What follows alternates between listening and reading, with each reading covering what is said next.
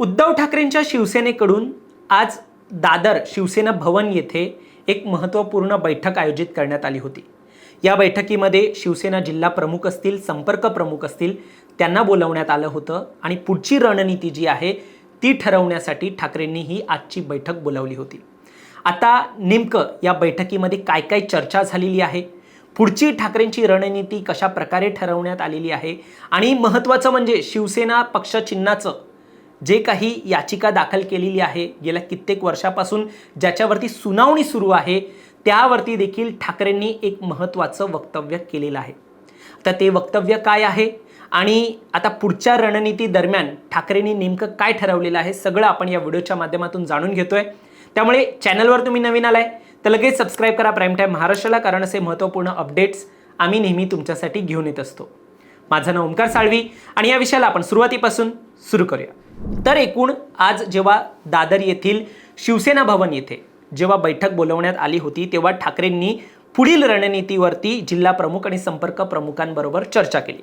यामध्ये आपल्याला माहिती आहे सध्या दिपके यांच्याबरोबर एक महत्त्वाचा लढा हा उद्धव ठाकरेंनी उभारला होता आणि त्याचा मुंबईमध्ये आणि खास करून महाराष्ट्रामध्ये हा ठाकरेंना खूप फायदा झाला। आता या संपूर्ण प्रकरणादरम्यान या आंदोलनादरम्यान ठाकरेंनी यूथला टार्गेट केला आणि त्यानुसार तरुणांनी त्यांना तसा प्रतिसाद देखील दिला। चांगला प्रतिसाद हा ठाकरेंना मिळाला असल्या कारणाने आता पुढच्या काळामध्ये यूथला सोबत घेऊन चालायचंय अशी एक रणनीती ठाकरेंची ठरलेली आहे। आता या सगळ्या दरम्यान सगळ्यात महत्त्वाचा मुद्दा हाच होता की शिवसेना पक्षचिन्ह आणि नाव यावरती जी सुनावणी सुरू आहे त्यावर ठाकरेंनी नेमकं काय म्हटलं। तर महत्त्वाचं वक्तव्य करताना ठाकरे म्हणालेले आहेत की सर्वोच्च न्यायालय शिवसेना पक्षचिन्ह आपल्यालाच देणार हा विश्वास त्यांनी पुन्हा एकदा व्यक्त केला। हा विश्वास त्यांनी जिल्हा प्रमुख आहेत, संपर्क प्रमुख आहेत त्यांच्यासमोर मांडला आणि ते पुढे म्हणाले की सर्वोच्च न्यायालय शिवसेना पक्षचिन्ह आपल्यालाच देणार आणि जरी चिन्ह आपल्याला मिळालं नाही तर ते गोठवलं जाईल हा विश्वास उद्धव ठाकरेंनी व्यक्त केलेला आहे। म्हणजे ते एकनाथ शिंदे यांच्या शिवसेनेला देखील पुढच्या काळामध्ये मिळणार नाही असं ठाकरे म्हणतायत। आता हा विश्वास ठाकरेंनी व्यक्त करताना सध्याचा काळ हा पक्षवाढीसाठी अनुकूल असून 2029च्या निवडणुकीच्या तयारीला तुम्ही लागा असे आदेश देखील उद्धव ठाकरे यांनी पदाधिकाऱ्यांना दिलेले आहेत। उद्धव ठाकरे यांनी पक्ष आणि चिन्हाच्या लढाईत अर्थातच आपला विजय होईल हा विश्वास एकूण त्यांच्या बैठकीत व्यक्त केलेला आहे। आता हा विश्वास व्यक्त करण्याचं कारण काय, तर आपल्याला माहिती आहे याच आठवड्यामध्ये सुनावणी जी आहे ती पार पडणार होती। ठाकरेंच्या शिवसेनेची जी सुनावणी सुरू आहे नाव आणि पक्षचिन्हाबाबत, ही सुनावणी आज या आठवड्यामध्ये पार पडणार होती आणि त्या दरम्यान ती आता पुढच्या आठवड्यामध्ये ढकलण्यात आलेली आहे। एकूण फक्त या संपूर्ण प्रकरणामध्ये सध्या युक्तिवाद, अंतिम युक्तिवाद जो आहे तो होणं बाकी आहे आणि त्यामुळे हा युक्तिवाद झाला की नेमकं काय होणार आहे चिन्हाबाबत हे आपल्याला लवकरच कळेल।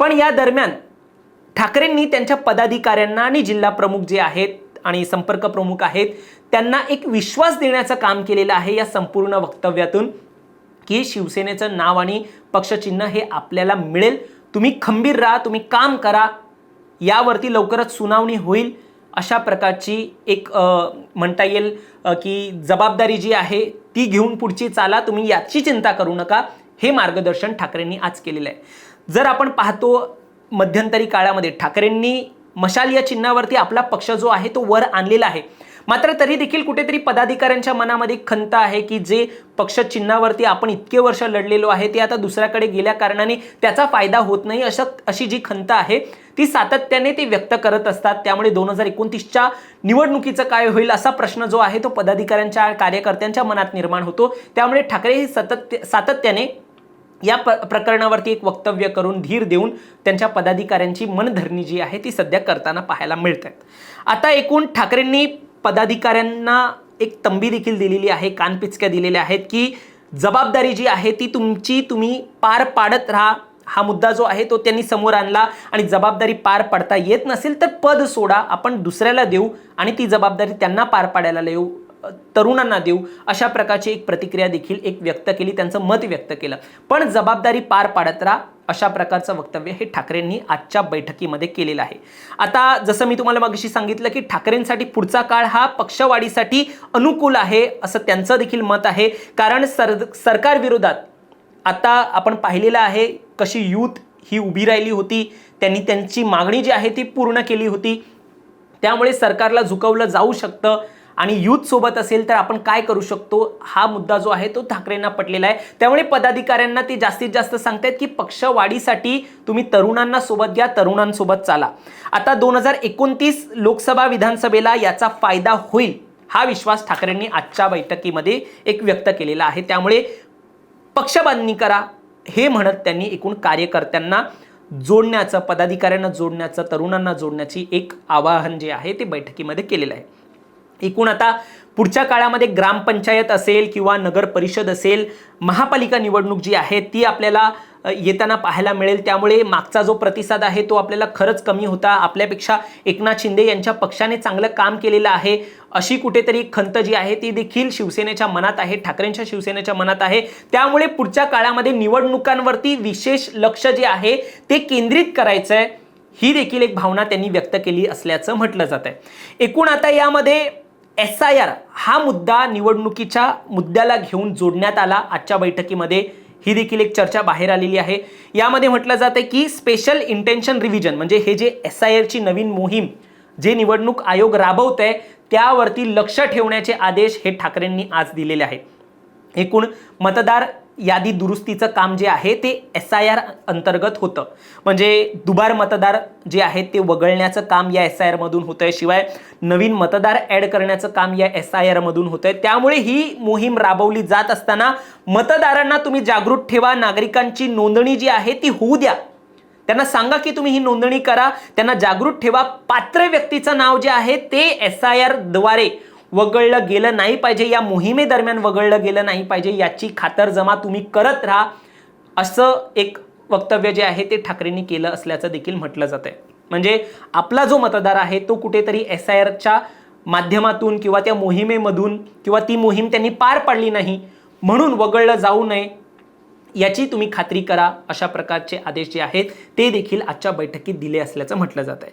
आता हेच एक महत्त्वाचं जे आहे ते पाऊल पुढच्या काळामध्ये आपल्याला पाहायला मिळेल ठाकरेंचं, की यूथला कसं जोडलं जात आहे. शिवाय SIRची जी मोहीम राबवली जाते त्यामध्ये आपल्या शाखांमध्ये किंवा ठाकरेंच्या ज्या शाखा आहेत त्याच्यामध्ये तुम्ही काळजी घ्या.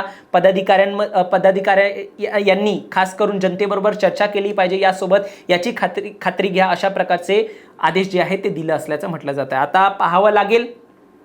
आता म्हणजे ठाकरेंनी तरी म्हटलेलं आहे की एकूण तुम्ही, आपल्याला विश्वास आहे की आपल्याकडे पक्षचिन्हाने नाव येईल, त्यामुळे त्याचं तुम्ही जास्त चिंता करू नका. पुढच्या आठवड्यात देखील सुनावणी आणि नाही आलं तर ते गोठवलं जाईल, म्हणजे शिंदे यांना देखील मिळणार नाही अशा प्रकारची एक हमी जी आहे किंवा विश्वास जो आहे तो व्यक्त केलेला आहे. 2022 रोजी आपल्याला माहिती आहे शिवसेना फुटली होती, तेव्हापासून सर्वोच्च न्यायालयात ही सुनावणी सुरू आहे.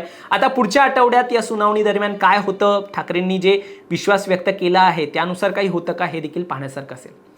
तुम्हाला या सगळ्यावर काय वाटतं, तुमचं मत देखील आम्हाला कमेंटमध्ये नक्की सांगा आणि असेच राजकीय घडामोडी पाहण्यासाठी सबस्क्राईब करा प्राईम टाईम महाराष्ट्राला. धन्यवाद.